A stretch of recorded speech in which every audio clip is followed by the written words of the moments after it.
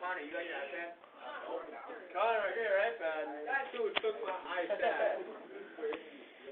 I was looking for it. So glad we have these pieces of technology worth hundreds of dollars that we entrust to you.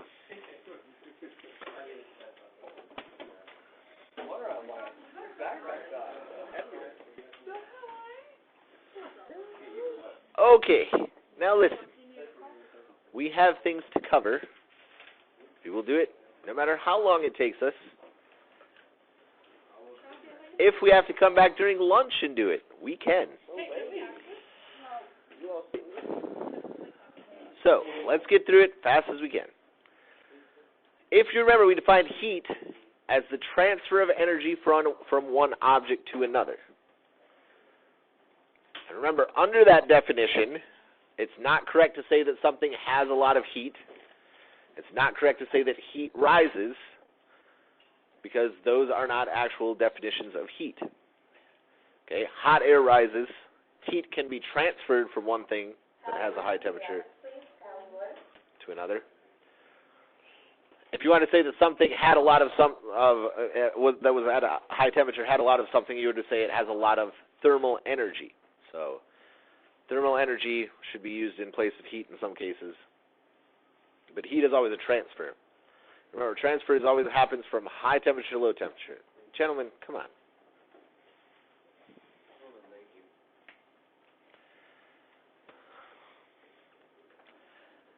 Now, there are three forms of heat. Basically, there are three ways that energy can be transferred from one object to another.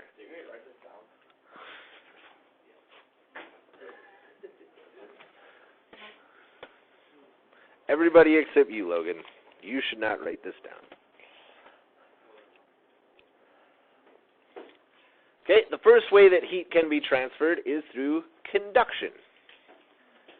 All of our thermal equilibrium problems assumed conduction, where things were in direct contact. We'll talk about this and define it more specifically in a minute. We're just going to write them down for right now. But when you put your hand on a hot pan or something like that and it burns you, that is from conduction. Okay, the second way that heat can move is through convection. Convection it's a little bit off because it is in all, if you really look at it specifically, it is a form of conduction, but it is a specific case where you have gases or liquids that are moving. And then the last way that heat can move is through radiation. Now this is another term that people screw up a lot of times. Radiation and radioactivity are not the same thing. Okay? Radioactivity is a specific thing that comes from certain particles. Yeah, the light that we're getting from the fluorescent lights here, that's a type of radiation. Radiation is just energy that moves out. So try to use those terms correctly.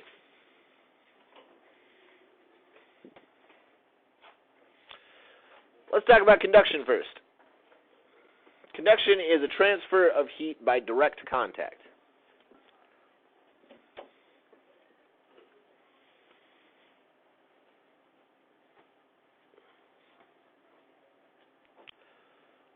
Metals are good conductors, meaning they move heat very well through conduction.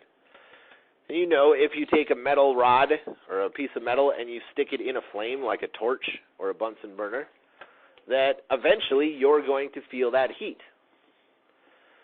You're going to feel the energy moving into your hand, not because you're touching the flame, but because the flame made the molecules here move faster. They bumped into these molecules, they bumped into these molecules, and this jostling that occurs all the way down the line moves energy. The faster the molecules move, the more they're going to hit into each other, the more they're going to send that energy down the way. But the thing to remember about conduction that's important is conduction is always direct contact. That's the thing to focus on when we talk about conduction.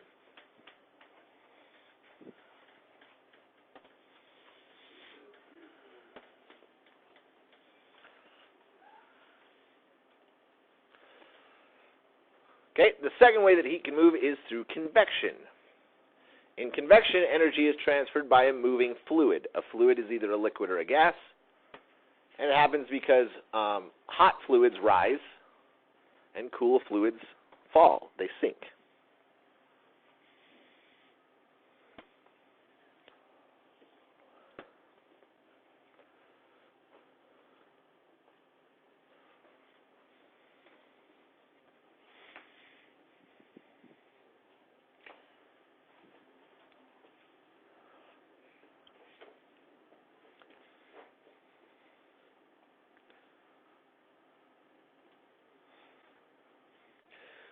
Okay, if you're going to boil water on the stove, when you put that pot of water on and the burner, so there's a couple things going on. The burner is going to heat the pan through conduction. The pan is going to conduct that heat to the liquid, but then the liquid right at the bottom of the pan, as it gets heated up, is going to rise away from the bottom of the pan. And so as it rises, two things happen. Number one, as it rises, it's going to bump into other molecules and actually spread that heat as it goes up. The other thing that's going to happen, because that water is going to rise away from the bottom of the pan, cooler water comes down and takes its place, and that gets heated. And so you get what's called a convection current.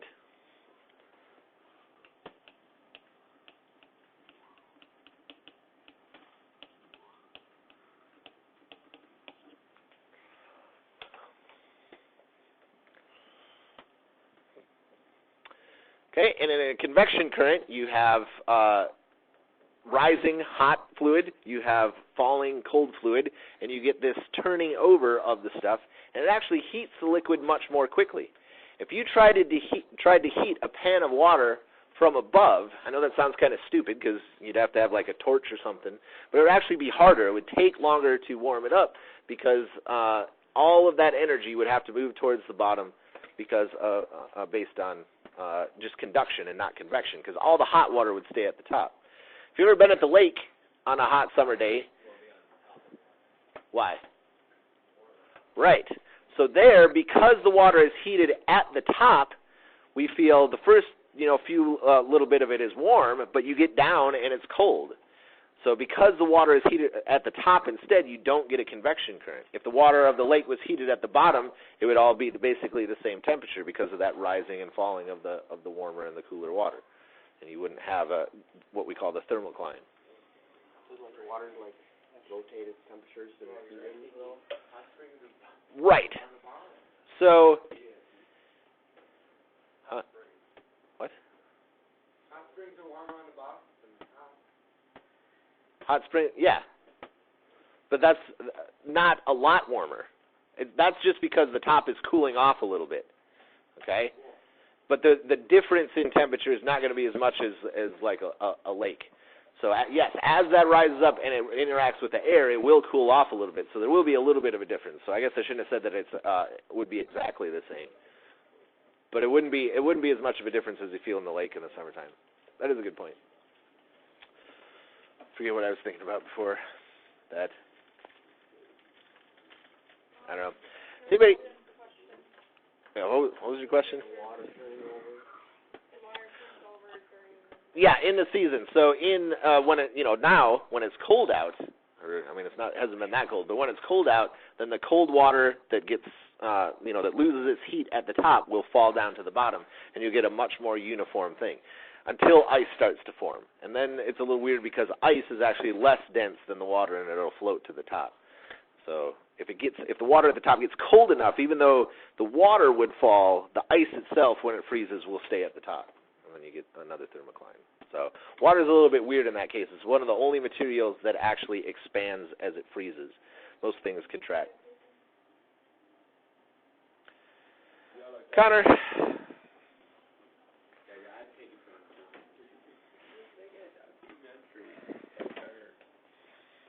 Obviously, this is not aiding your studying. It is hampering it.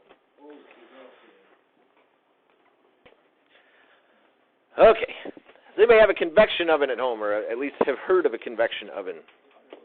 Okay. Here's the big question. What's the... No.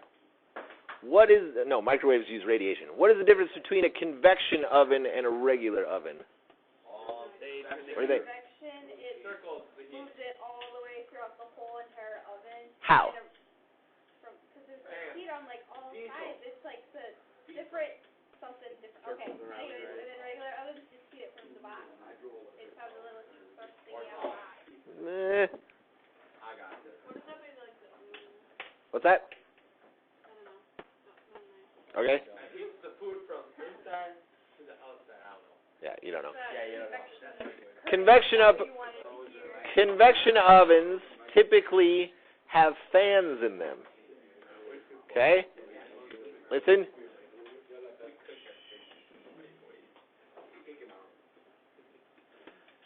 The whole point of the fan in a convection oven is it moves the fluid around, and that actually is going to heat. So in this case, the fluid is the air. It moves the air around, and that's actually going to heat the stuff more evenly and more thoroughly and more quickly. Think about what you do if your food is too hot. What do? Blow on it. You blow on it. The whole point is you're blowing colder air across, and that it's going to speed up how fast the food is able to dump its energy out. The only reason that works, though, is because the air is at a colder temperature than your food. You could warm an ice cube up much faster, if you had any reason to, by blowing on it, because there the air is warmer. And that's what happens in a convection oven. What's that? Okay. That's also why when you walk outside on a cold day, or say it's 30 degrees out, okay? If you walk outside and it's not windy, that's not too bad. But if there's a 10-mile-an-hour wind blowing, it feels a lot colder. And that's because the air is moving. It's able to move that heat much more quickly from your body. So anytime there's moving fluid, you're going to see faster heating or cooling, depending on what the temperature of the two things are. So the thing to focus on when we talk about convection is the fact that we have a moving fluid. That's the thing that we need to remember.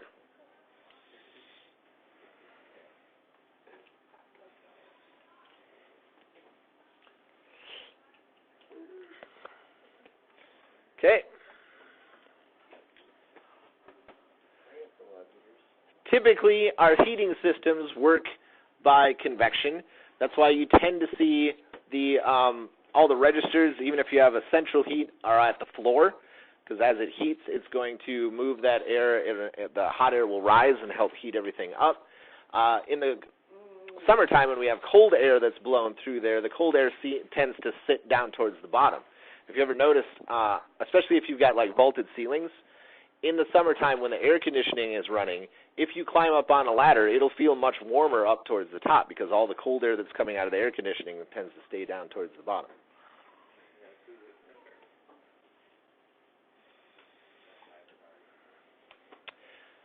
Convection is what actually powers our weather.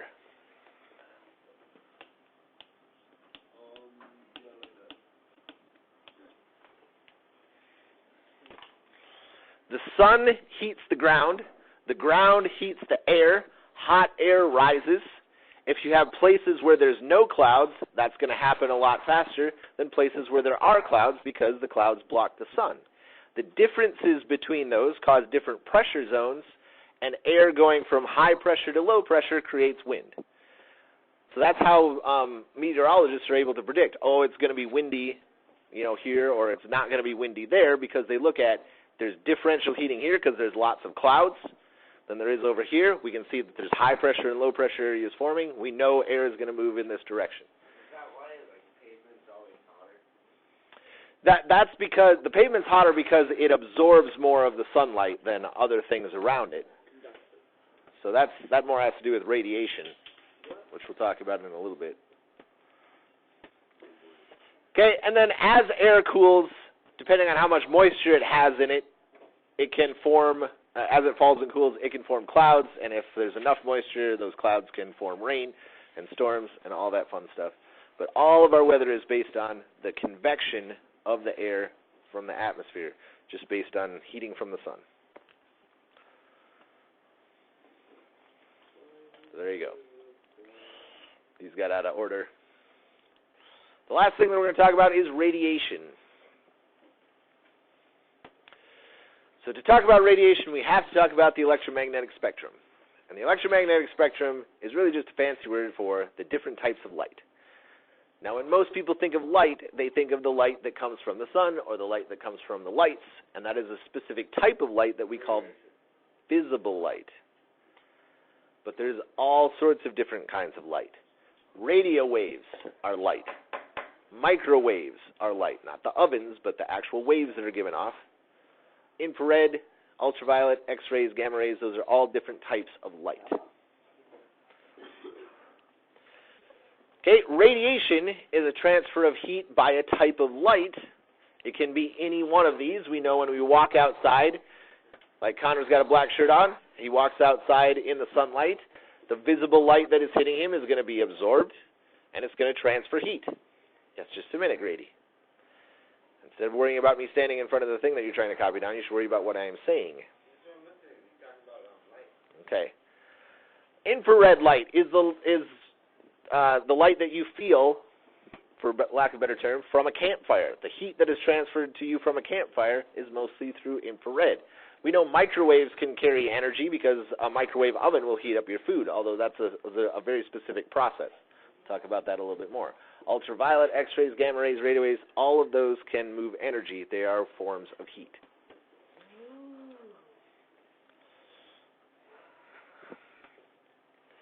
Okay, now I would say every single one of you has a microwave emitter in your pocket. What? Yeah, your cell phone. Cell phones communicate in the microwave spectrum. They send microwave radiation to the tower. The tower sends microwave radiation back, reading those signals. That's how your cell phone communicates. Okay? Now, the difference between that and a microwave oven is very important. In a microwave oven, they shoot... Connor? In a microwave oven, they shoot a wave that goes along through the thing that you're trying to heat. So if you've got, like, roast beef in your microwave, as that microwave goes through, all the water molecules inside there will rotate and line up with that wave. Okay? And that happens when your cell phone sends a signal. Water molecules will rotate and line up with it. But the big difference is your cell phone sends a signal in one direction. In a microwave, they shoot a wave through, all the things line up, and then they shoot a wave back in the other direction, and all the water molecules rotate 180 degrees. And then they do it again in the other direction, and in the other direction. And so they're constantly flipping those water molecules back and forth, 60 times every second. And because the water molecules are moving around that fast, flipping around 60 times every second, they bump into things, and that creates heat energy in the middle of the thing. Your cell phones don't do that. They send in one direction. They don't flip back and forth 60 times a second. So your cell phones aren't going to, melt the candy bar in your pocket or anything. Okay? Now, a lot of times you hear cell phones cause cancer. Here's the thing. For light to be harmful, it has to have enough energy to knock electrons out of your cells. Okay? We call that ionizing radiation. Gamma rays, definitely ionizing radiation. You would not want to stand next to something that's giving off gamma rays. That would be bad for you. Okay? Less worse are X-rays. Now, X-rays are ionizing radiation. If you got an X-ray every day for a whole year, it would not be typically healthy for you. But a single X-ray here or there is not that big of a deal. Okay?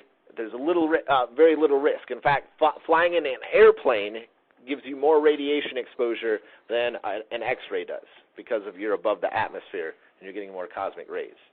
So lots of X-rays, not so good. A little bit, no big deal. Ultraviolet, some ultraviolet has the ability to ionize. This is where skin cancer comes from. When you're out in the sun or under a tanning bed, the ultraviolet rays that are given off there are being absorbed by your skin, and it has enough energy to knock electrons out of your cells, and it has the ability to cause the cells to become cancerous. I mean, it's a probability thing, but it does occur. Below that, and we're getting lower and lower energy down here, these types of waves do not have ionizing radiation. You are more likely to get cancer from the burner on your stove than you are from a microwave, a cell phone. Because microwaves have less energy than infrared light. You're more likely to get cancer from these fluorescent lights than you are from your cell phones. So cell phones do not give you cancer. And when I say more likely, I was saying that kind of facetiously in the fact that visible light still does not have enough energy to give you cancer. Okay, so types of light, infrared light, as we said, given off by campfires. You can feel that heat. You can feel the heat that's being transferred there. Okay, you're not touching the campfire. Can't be conduction, right? All the air that is heated by the campfire is going straight up. So instead of, unless you're standing right over the campfire, which I would not suggest, the heat that you're feeling can't be through convection because all the air is rising straight up. It's not coming towards you. So it's the infrared light that's given off that transfers the heat. Now, you can't see infrared light. Your eyes do not detect that type of light, but we have cameras that do. So an infrared camera can be set up that will read the different types of infrared light that are given off and put it into a visual picture. And most of them are set up so it'll give different colors based on how much, or the frequency of infrared light that's given off, and we can relate that to temperature. Things that are hotter will give off a different type of infrared light than the things that are cooler. And so you can see this infrared picture of a person's body. The hottest part of the body is right here, which makes sense. That's where your heart and most of your circulatory system is. And then the extremities out here are the cooler parts, but all of the body is giving off infrared light of some kind. And so there's some military gear where they will use infrared goggles that they can pick up those heat signatures because, of course, even if you are in a completely dark room, your body is still giving off infrared light. And if you have a camera, that can be picked up. Or if you have the right goggles or whatever. Can it see through glass? That's an excellent question. No. Infrared light is blocked by glass. So if I held a big piece of glass up here and you guys all had infrared goggles on, you'd see like my fingertips right here and maybe the top of my head or whatever, but you would not be able to see the infrared light that's given off because all of it would bounce off of the glass and go behind me. Okay?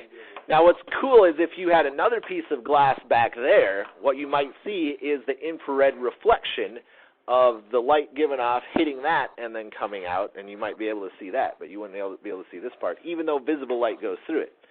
Ultraviolet also does not go through glass. So if you take a big glass panel to the beach and you set it up over you as you're laying out on the beach, you won't get sunburned. You're not going to get tan either because it's the ultraviolet light that stimulates the melanin. But the point is you won't get sunburned because the ultraviolet light can't go through. Glass umbrella would work just fine, actually. You're still going to get hot because light is coming through, so you might feel warm, but you won't get the dead cells that come from sunburn. Here, let me turn this off a little bit. So infrared light can go through things that visible light can't, just like visible light can go through things that infrared light can't. So glass is transparent to visible light, but infrared light is blocked. But this trash bag is the opposite. Okay, visible light can't go through, it gets absorbed and blocked. But here, under an infrared camera, we can see his hands very easily because the infrared light goes right through. What's that? Did you say something worth sharing, Grady? I heard you got a mullet back in college. No, never had a mullet.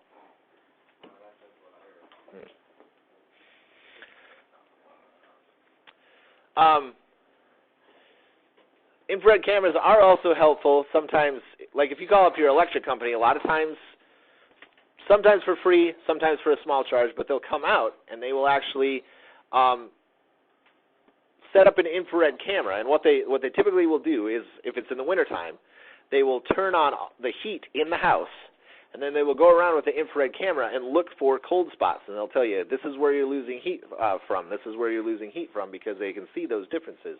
And that's a way of telling you, hey, this wall is terrible, maybe you should see about getting somebody in here to put some more insulation in that wall, whether it's foam insulation or whatever. And so they can use that to actually see where heat is escaping, where we can't see the light, but the infrared gives it off.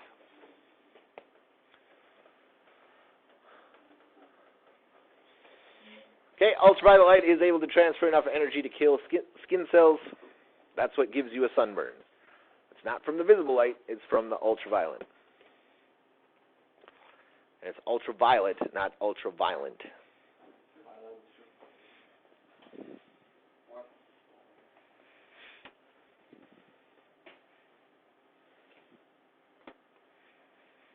So typically we say UV as an abbreviation, but it's a good thing that visible light doesn't give us sunburn, because otherwise these lights right here would give us sunburn. But it's not the light itself, the light that we can see, it's the ultraviolet. And you could have actually ultraviolet that is given off by something.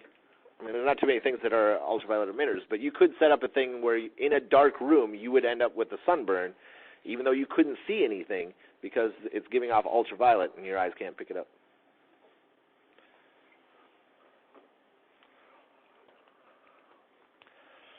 Now, radiation is the only way that heat can be transferred through a vacuum.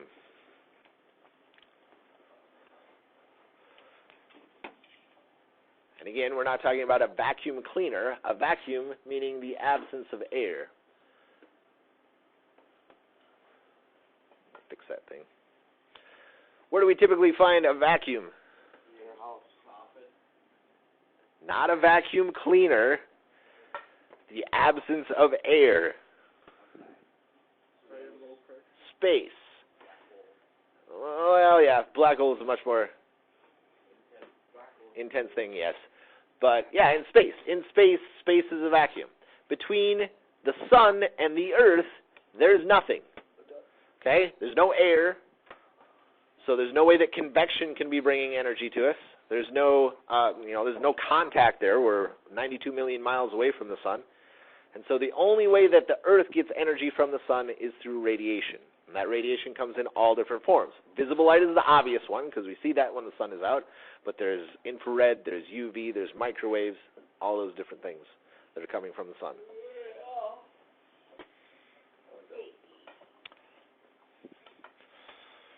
Okay, now that brings us to this sphere. If you notice right now, the sphere's not running, right? It's not moving around.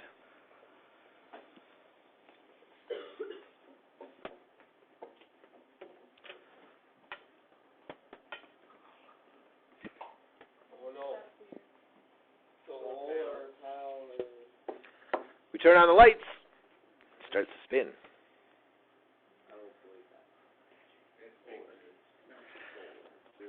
So this sphere is obtaining energy from not solar radiation, but from light radiation from the lights that are given off here. If you take it out in the sun, it would actually spin better. So let me explain a few things about this. First of all, as you guys have already kind of noticed, the way the sphere is set up is kind of ingenious in the fact that there is an outer plastic cover. Inside, there is the actual dark sphere with the constellations put on it. And in between is a thin layer of oil. And that oil does two things. Number one, it means that it's very low friction. So there's not a whole lot of friction to keep this thing from moving.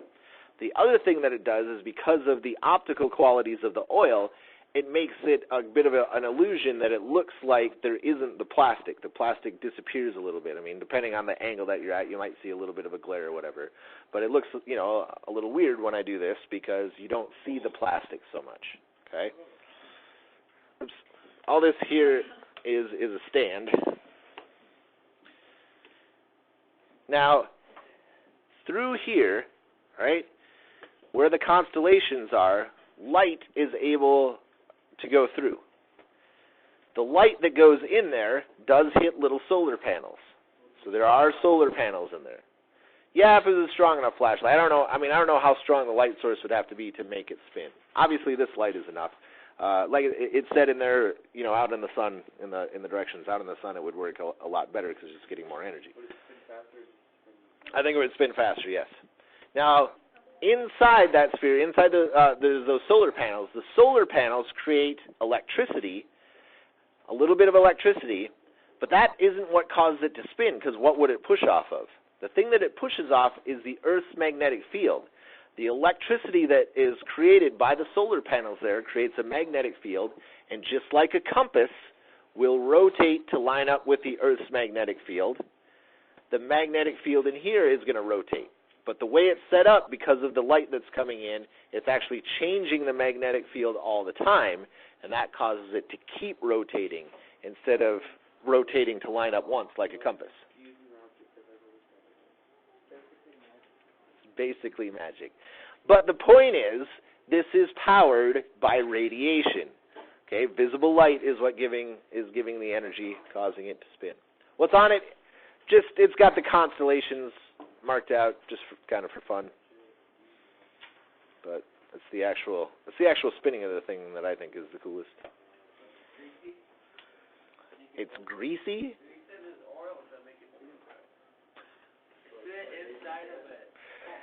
Yes, Grady, I guess we could say that it is greasy.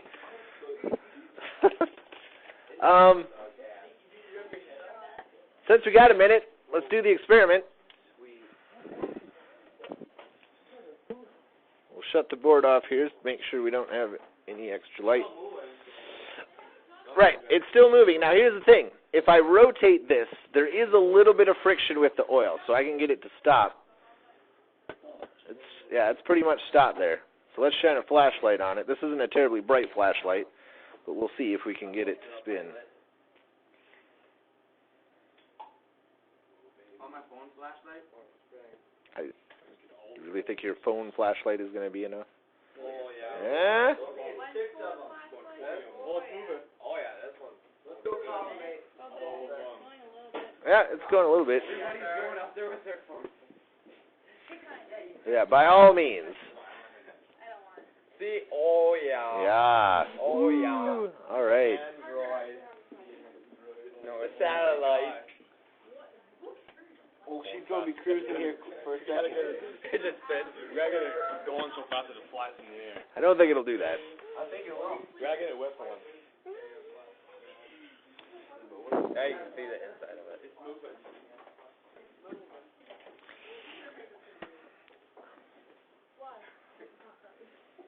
Oh my gosh. No, don't do that. If you get bubbles in there, it's going to ruin it. This is why I don't bring things to school. Hey, it's still moving. It's going pretty fast. Oh, dang it. You can't stop it.